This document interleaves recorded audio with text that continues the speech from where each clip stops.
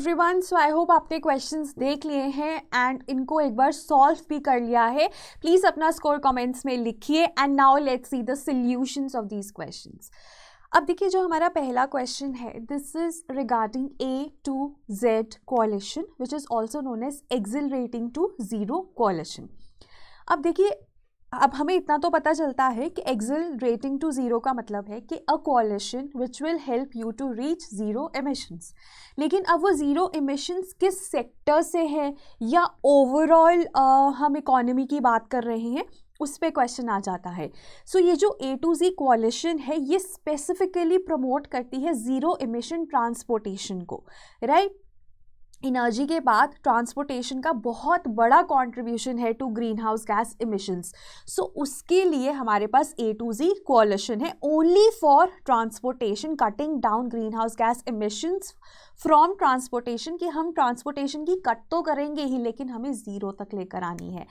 And then ना it actually builds off the foundation, जो कि COP26 में ले डाउन की गई थी. तब एक डिक्लेरेशन दी गई थी, ठीक है. COP26 जो कि ग्लासगो UK में हुआ था इन 2021. वहाँ पे एक डिक्लेरेशन दी गई कि हम ज़ीरो एमिशंस व्हीकल के ऊपर काम करेंगे, कि वो व्हीकल्स जो कि ज़ीरो एमिशंस दें. तो that was a declaration. So finally in COP27 which took place last year in Egypt, it was it culminated in the formation of this coalition.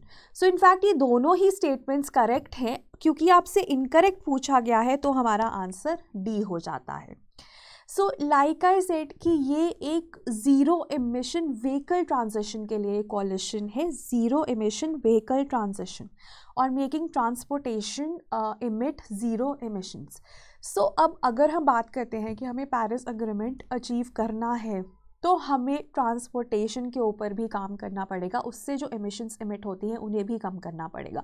So this A to Z और A to Z coalition is a step in that direction.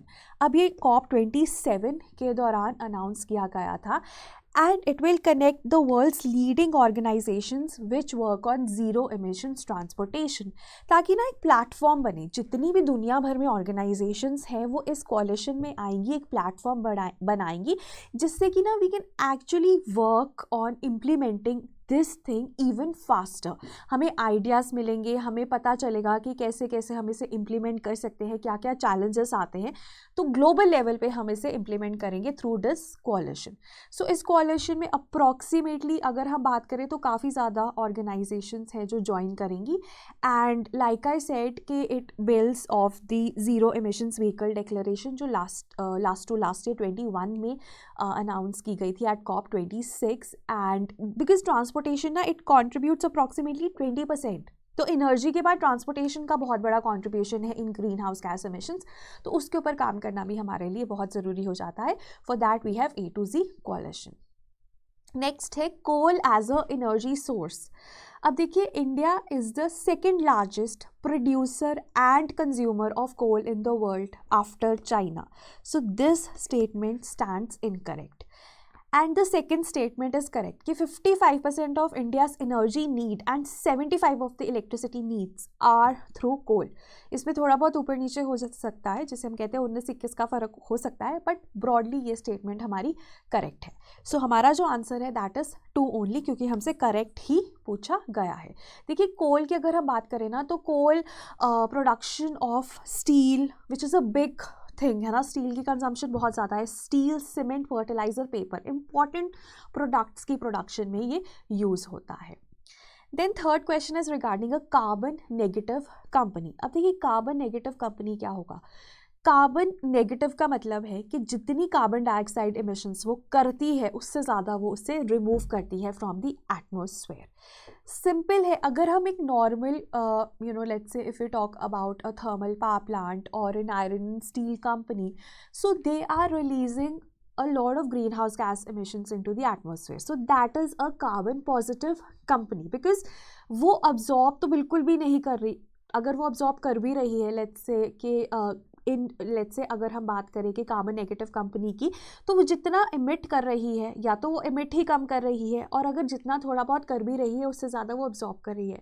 Let's say ऐसी कोई company जहाँ पे renewable energy use होती है for electricity production, for energy needs, ठीक है, for heating, है ना, फॉर एवरी एनर्जी नीड हम रिन्यूएबल एनर्जी को यूज़ करते हैं। सो ऑब्वियसली जो कार्बन एमिशंस है वो काफ़ी ज़्यादा कंसिडरेबली कम हो जाती हैं। And there are other avenues also, let's say that company is dealing with planting trees, ठीक है, एफॉरेस्टेशन, तो वो कार्बन नेगेटिव हो जाएगी। और जो कार्बन नेगेटिव कंपनी है ना, उनको क्लाइमेट पॉजिटिव भी कह सकते हैं। सो इसलिए जो इसका हमारा आंसर है वो बी हो जाता है, राइट। अब देखो कार्बन न्यूट्रल का मतलब है जितना वो प्रोड्यूस कर रही है उतना ही वो इमिट कर रही है ना, कि आपने जितना प्रोड्यूस किया उतना ही रिमूव कर लिया, that is carbon neutral. Carbon negative है जो ज़्यादा कार्बन डाइऑक्साइड रिमूव करती है। कार्बन नेगेटिव को कार्बन क्लाइमेट पॉजिटिव भी कहा जाता है, बिकॉज क्लाइमेट के लिए वो पॉजिटिव है कि अगर आप ज़्यादा कार्बन डाइऑक्साइड एमिशंस रिलीज कर रहे हो। जो नेट ज़ीरो है, नेट ज़ीरो का वही है कि again that is related to your carbon neutral only, right. Then fourth question is regarding Coro Nevia's joint work on agriculture. अब ये काम करता है कि कैसे हम, ये जो अग्रीमेंट है ये काम करता है कि कैसे हम एग्रीकल्चर को यूज़ कर सकते हैं for the cause of climate change, ठीक है, to adapt to and mitigate the climate change. हम एग्रीकल्चर को कैसे यूज़ कर सकते हैं, बेसिकली एग्रीकल्चर और क्लाइमेट चेंज के बीच में ये लिंकेज है। अब ये कोरो नीविया जो है ये काफ़ी पहले अडॉप्ट कर लिया गया था, लेकिन अभी ये न्यूज़ में इसलिए है बिकॉज रिसेंटली COP27 में जो है इसको अपोज किया गया था बाय इंडिया। बिकॉज इंडिया कहता है कि जो एग्रीकल्चर से एमिशंस होते हैं, जैसे एग्रीकल्चर बहुत ज़्यादा मीथेन को कंट्रीब्यूट करता है, क्योंकि जो लाइव स्टॉक है वो मीथेन रिलीज़ करता है। पैडी की कल्टिवेशन के दौरान क्योंकि पानी खड़ा रहता है, एनारोबिक कंडीशंस होते हैं, तो वहाँ पे मीथेन रिलीज़ होती है, तो मीथेन बहुत ज़्यादा रिलीज़ होती है। Even the fertilisers that we use that release nitrous oxide. So agriculture is also big source of greenhouse gas emissions.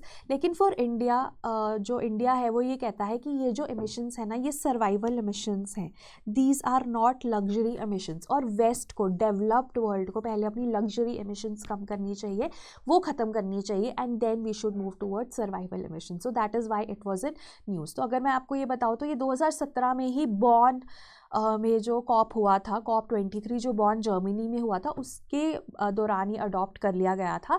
And it was adopted after 6 years of deadlock. तो काफ़ी discussions के बाद ये adopt किया गया, and अभी भी India इसको अपोज कर रहा है, बिकॉज इंडिया कहता है कि a lot of people are dependent on agriculture in India, and for them to just cut down on these emissions would mean कि हम एग्रीकल्चर को कम कर रहे हैं या ख़त्म कर रहे हैं, तो वो सही नहीं है। बट नॉनदलेस हमें पता होना चाहिए ये है क्या। So it is under United Nations framework convention on climate change. Obviously COP23 के दौरान अडॉप्ट हुआ है, तो UNFCCC के अंडर ही आएगा। And it addresses it recognises the unique potential of agriculture in tackling climate change. So basically climate change और agriculture के बीच में जो लिंकेज है वो हमें कोरो नीविया को समझने में आसानी होती है अगर हम वो समझ लें तो। And it addresses 6 inter related topics on soils, nutrient use, water, life stock, methods for assessing adaptation and the socio economic and food security dimensions of climate change, ठीक है। सो बेसिकली उन 6 टॉपिक्स के ऊपर ये काम करने की बात करता है। So that is there, but ये पुराना है, अभी न्यूज़ में इसीलिए है क्योंकि इंडिया ने इसको अपोज किया था at COP27 which took place in Egypt last year. Finally, this is a PYQ GEAC Genetic Engineering Appraisal Committee. अब ये Environment Protection Act के तहत बनी है। Obviously it is under Ministry of Environment and it is formed under this act।